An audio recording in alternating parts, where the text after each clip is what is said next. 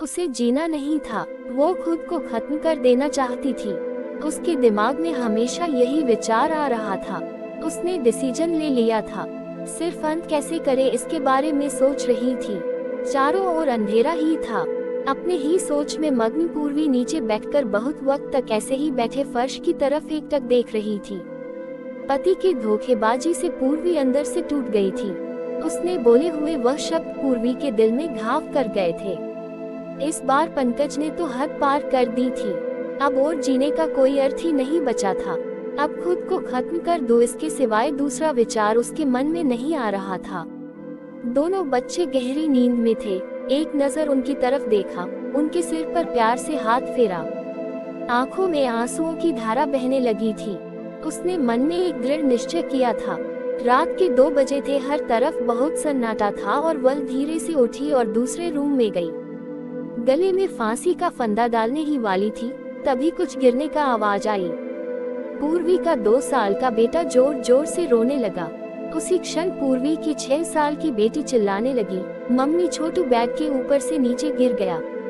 तुम कहाँ हो? देखो ना छोटू कितना रो रहा है। पूर्वी भागकर दूसरे रूम में आई और अपने बेटे को उठाकर अपनी गोद में लिया और अपने सीने से लगा लिया। बेटी रोते हुए बोली, मम्मी तुम कहाँ चली गई थी? मुझे बहुत डर लग रहा था। तुम हम दोनों को छोड़कर कहीं मत जाओ, मुझे अकेले में बहुत डर लगता है। पूर्वी अपने दोनों बच्चों को पास लेकर जोर से गले से लगा लिया और रोने लगी। दोनों बच्चे उसके सीने से लिपटकर सो जाते सो गए। रोते रोते पूर्वी को कब नींद आ गई उसे पता ही नहीं चला। कामवाली बाई गंगू की आवाज से पूर्वी की नींद टूटी। अरे मैडम, आपने बाहर का गेट खुला क्यों छोड़ दिया था? अरे मैडम क्या हुआ, अभी तक आप सोई हुई हो? तबीयत तो ठीक है ना? वो खुद को संभालते हुए बोली, हाँ थोड़ी तबीयत ठीक नहीं है।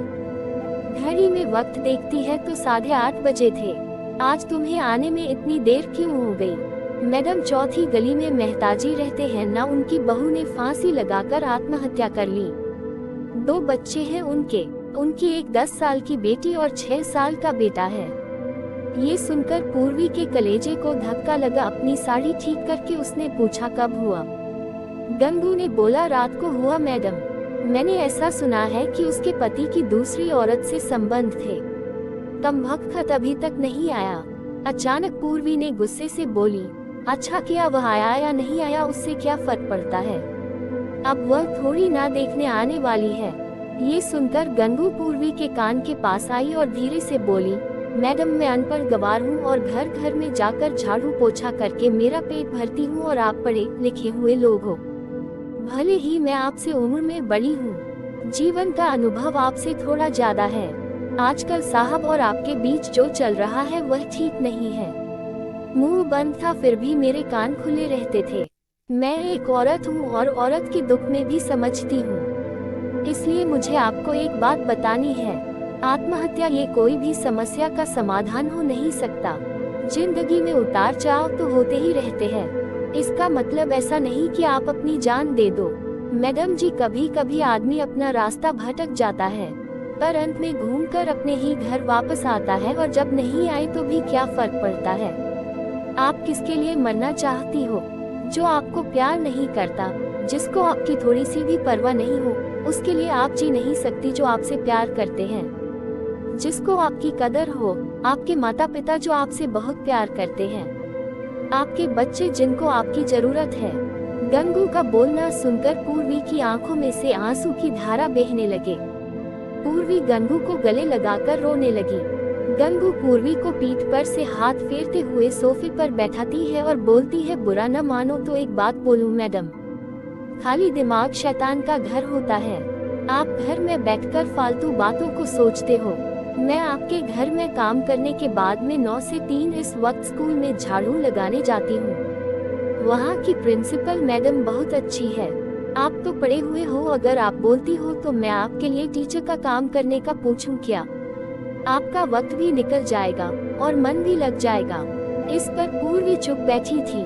कोई भी जवाब न मिलने पर गंगू बोली, मैं आपके लिए चाय लेकर आती हूँ, और गंगू काम करने लग जाती है।